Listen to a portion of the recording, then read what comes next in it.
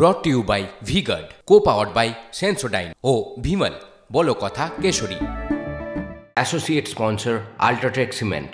এই মুহূর্তে অন্যতম গুরুত্বপূর্ণ আপডেট, দুই জনের মধ্যে যেই দলাদলি, যে রেশারেশি, সেই বেয়াদবি বন্ধ করতে আসলে মমতা বন্দ্যোপাধ্যায় জানাবেন। দক্ষিণ কলকাতার দুই কাউন্সিলরের দ্বন্দ্ব মেটাতে এবার তাদেরকে শো কজ করা হয়েছে, কারণ দর্শাতে বলা হয়েছে তাদেরকে।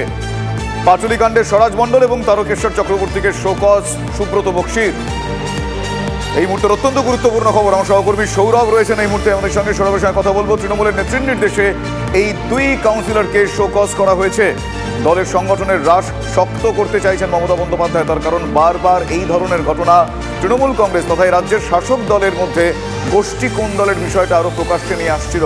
এর আগে পাটুলির ক্ষেত্রে আমরা দেখেছি, আপনারা জানেন যে এক চেয়ারে বসাকে কেন্দ্র করে এমনও জায়গায় পৌঁছয় বিবাদ, সেক্ষেত্রে তাদের মধ্যে হাতাহাতি হয়, এক পক্ষ আরেক পক্ষকে মেরে কান ফাটিয়ে দেয়, রক্তারক্তি ঘটনা ঘটিয়ে ফেলেন। তারপর মুখ্যমন্ত্রী মমতা বন্দ্যোপাধ্যায়, তৃণমূল সুপ্রিমো মমতা বন্দ্যোপাধ্যায় তিনি রাশ টানতে এই বিষয়ে তিনি শো কজ করতে বলেছেন এবং তার নির্দেশেই তাদেরকে শো কজ করা হয়েছে। এই দুজনকে শো কজ করা হয়েছে, তাদের কাছ থেকে কারণ দর্শাতে বলা হয়েছে, কি কারণে ঘটনা এই পর্যায়ে গেল তাদের কাছ থেকে জানা হয়েছে। ফলে দলে রেশারেশি, এই ধরনের বেয়াদবি কোনোভাবেই বরদাস্ত নয়। তাই আসলে স্বয়ং মুখ্যমন্ত্রী দক্ষিণ কলকাতার দুই কাউন্সিলরের দ্বন্দ্ব মেটাতে শো কজ।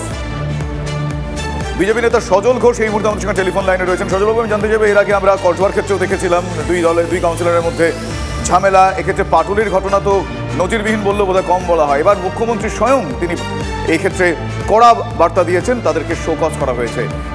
তাহলে কি এইভাবে মুখ্যমন্ত্রী আসরে নামার পর, এই ধরনের কড়া পদক্ষেপ করার পর এই ধরনের বিষয়গুলো আটকানো যাবে? কি ভাবছেন, কি মনে করেন আপনারা? তৃণমূলের আবার শো কজ, এসব নাটক। যে শো কজ করেছে সেই একটু পরে বলে দেবে কি লিখতে হবে। হ্যাঁ, এসব নাটক।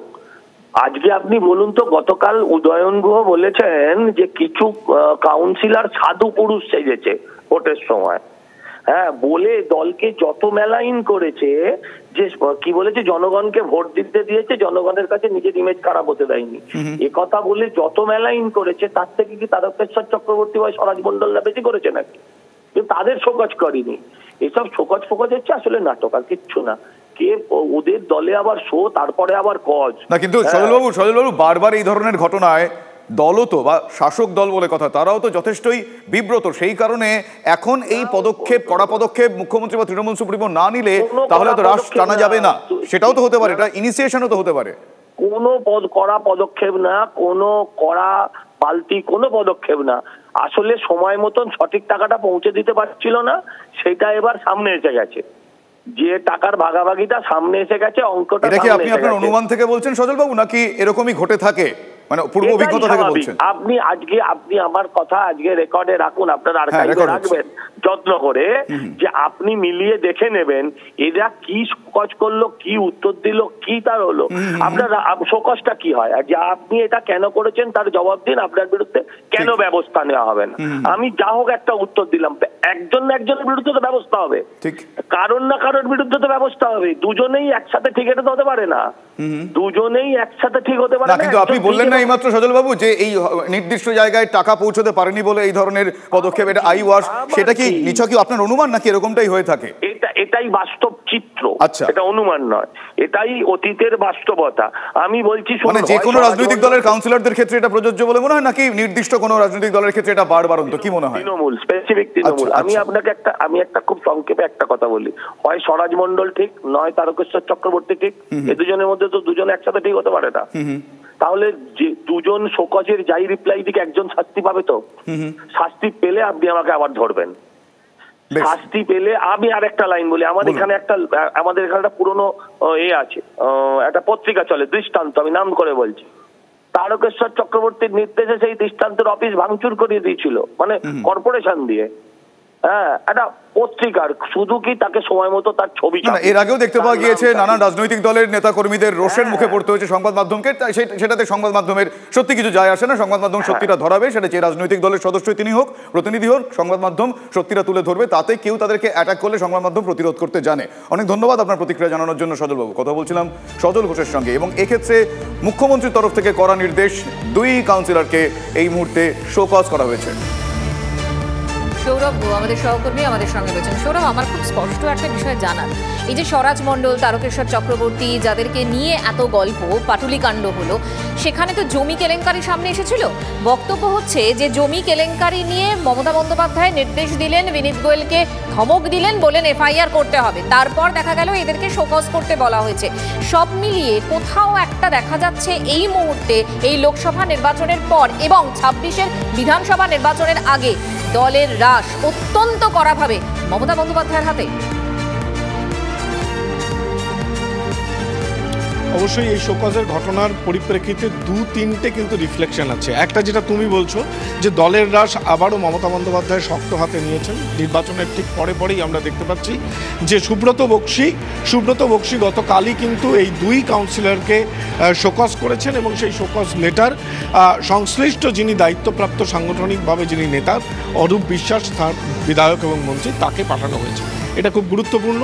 অন্যদিকে কি গুরুত্বপূর্ণ, সোমবার চেয়ারম্যানদের নিয়ে বসছেন মমতা বন্দ্যোপাধ্যায় এবং এত নির্বাচনে এত ভালো ফলাফল করার পরেও কাঁটাছেঁড়া করে যেটা দেখা যাচ্ছে যে শহরাঞ্চলে ভোট কমছে তৃণমূল কংগ্রেসের, যা নিয়ে ইতিমধ্যেই মুখ খুলেছেন দলের বর্ষিয়ান নেতারা। মুখ ফেরাচ্ছে শহর, 2 বছর পর বিধানসভা নির্বাচনে মুখ ফেরাচ্ছে শহর, এই বার্তাটা শাসক দলকে ভাবাচ্ছে এবং সেই জায়গা থেকে দলীয় স্তরে শোকজ করা হচ্ছে। ওয়ার্ড ভিত্তিক ফলাফল, কাউন্সিলরদের ভূমিকা, পরিষেবা নিয়ে প্রশ্ন।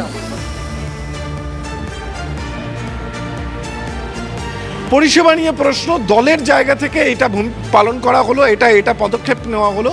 পাশাপাশি প্রশাসনের কাজ করবে এমনটাই জানানো হয়েছে দলের তরফে।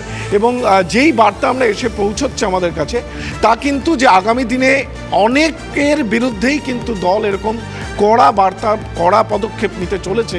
সোমবারের বৈঠকেও কিন্তু তার একটা আভাস দিয়ে রাখলেন মমতা বন্দ্যোপাধ্যায় এই দলের শোকজের মধ্যে দিয়ে। মঞ্জিরা, তবে সৌরভ, কিছুক্ষণ আগে সজল ঘোষের সঙ্গে কথা হচ্ছিল, অর্থাৎ বিরোধীরা তারা কিন্তু বলছেন যে এটা শোকজটা একটা নাটক, শাস্তি সেটা কি সত্যি পাওয়া যাবে যেটা দৃষ্টান্ত তৈরি করতে পারে?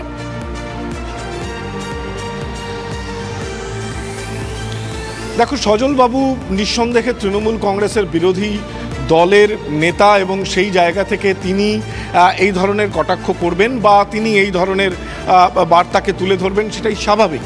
কিন্তু তৃণমূল কংগ্রেসের তরফ থেকে যে বার্তাটাকে তুলে ধরার চেষ্টা এটাই হচ্ছে যে শহরের মানুষ, সৌগত রায়ের বক্তব্য কি ছিল গতকাল, যে জনপ্রতিনিধিদের ভাবমূর্তি উজ্জ্বল করতে হবে। এদিকে আমাদের অবশ্যই নজর থাকবে। একই সঙ্গে জয়প্রকাশ মজুমদার, তার বক্তব্য শোনাবো। কলকাতা পুরসভার মধ্যে কিছু কাউন্সিলরের আচরণ দল ঠিকভাবে নেয়নি, সেই কারণে 2জন কাউন্সিলর ওয়ার্ড 110 এবং ওয়ার্ড 104-এর কাউন্সিলরদের কিছুদিন আগে তারা কিছু বিতর্কে জড়িয়ে পড়েছিলেন এবং মিডিয়ার সামনে মুখ খুলেছেন বলে অভিযোগ।